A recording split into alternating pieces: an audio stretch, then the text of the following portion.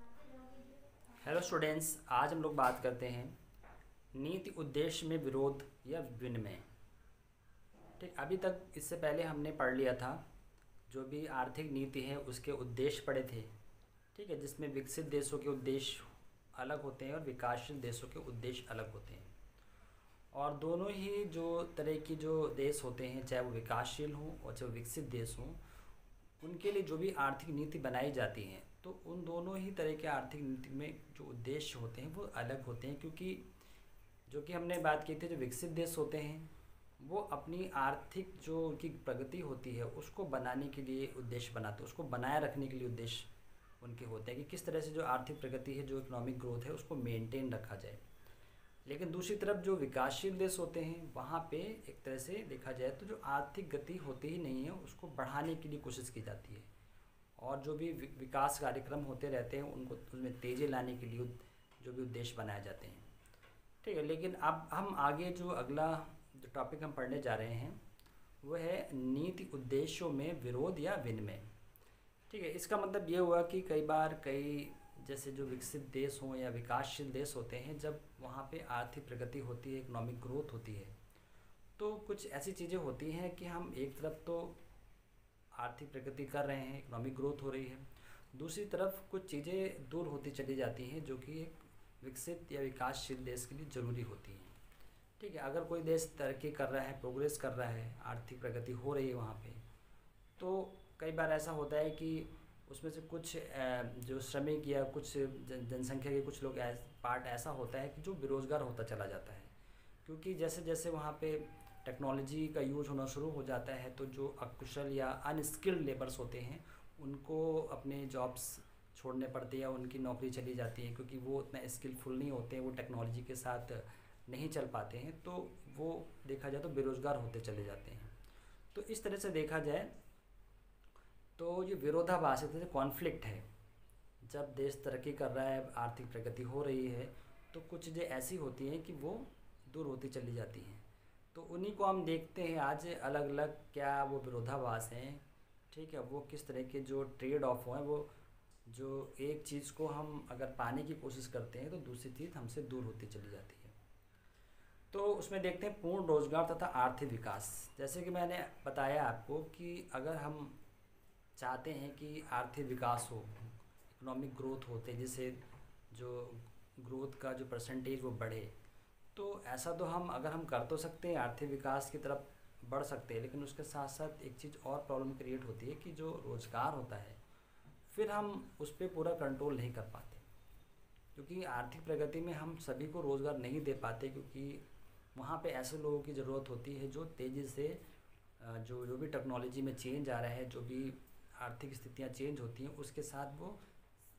अपने आप को एक तरह से अपडेट कर पाएँ। तो कई बार क्या होता है, जो अकुशल श्रमिक होते हैं वो वहाँ पे अपने आप को उस आर्थिक प्रगति में नहीं साथ रख पाते और उससे दूर होते चले जाते हैं और बेरोज़गार हो जाते हैं।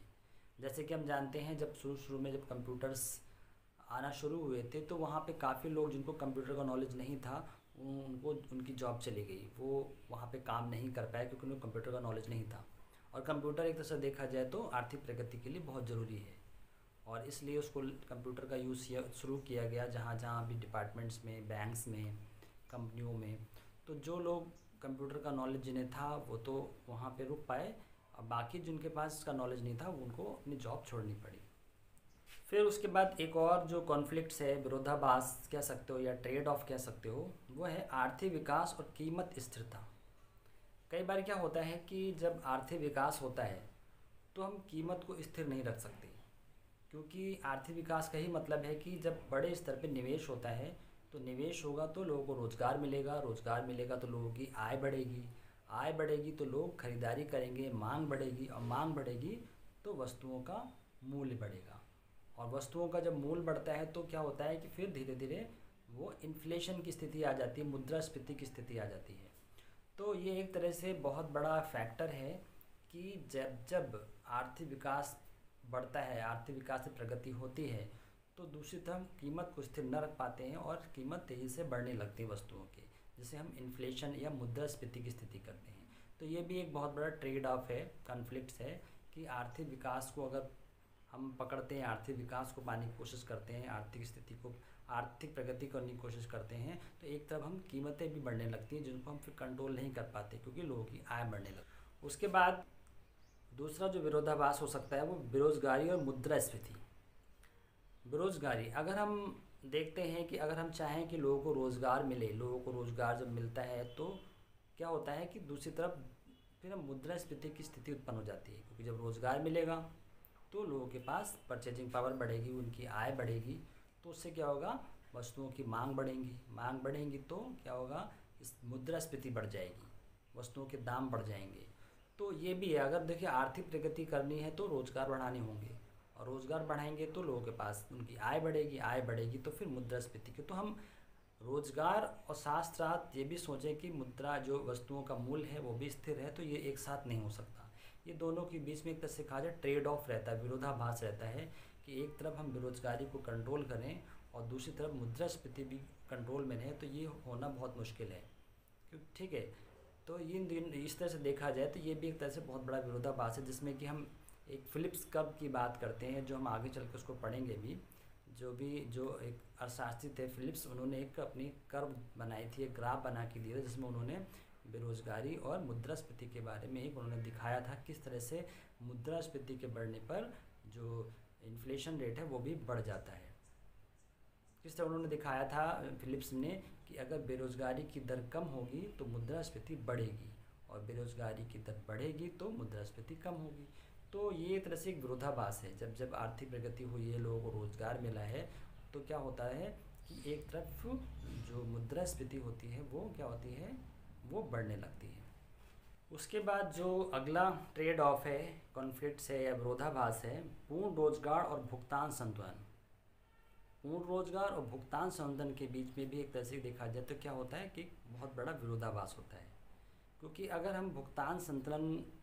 को कंट्रोल करते हैं, उसके घाटे को कम करते हैं, तो हमें व्यय, अपने एक्सपेंसेस को कम करना होगा, और एक्सपेंसेस को कम करेंगे तो क्या होगा, आयात कम होगा, फिर उसमें क्या होगा, रोज़गार कम होगा। तो देखा जाए तो एक तरह से अगर हम भुगतान संतुलन को कंट्रोल करना चाहते हैं तो उसमें भुगतान संतुलन को कंट्रोल करेंगे तो उधर बेरोजगारी बढ़ेगी, क्योंकि भुगतान संतुलन का जो घाटा होता है उसको कम करने के लिए हमें खर्चे कम करने होंगे अपने, तो खर्चे कम करेंगे तो हम उधर रोज़गार हमारे कम होते चले जाएंगे। तो इस तरह से हमने देखा कि आर्थिक विकास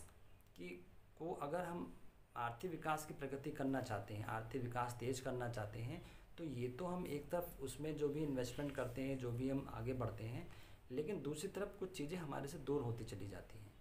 जैसे कि हमने पढ़ा कि अगर आय बढ़ेगी तो मुद्रास्फीति बढ़ेगी, फिर अगर एकदम आर्थिक विकास कर रहे हैं तो पूर्ण रोजगार नहीं हो पाएगा, क्योंकि वहाँ पे जो भी टेक्नोलॉजी, जो भी प्रगति होगी, वहाँ पे सभी लोग मिलकर उस जो नई टेक्नोलॉजी होगी उसके साथ मिलकर नहीं चल पाएंगे। ठीक है, कीमत स्थिर नहीं हो पाती है, फिर मुद्रास्फीति को हम कंट्रोल नहीं कर सकते, फिर उसके साथ भुगतान संतुलन में भी हम उसके भुगतान संतुलन को कंट्रोल करेंगे तो दूसरी तरफ रोज़गार हमारा कम होता चला जाएगा। तो ये सारे विरोधाभास हैं जो हमको ध्यान देने पड़ते हैं, और ये देखना पड़ता है इन चीज़ों में किस तरह से बैलेंस बनाया जाए।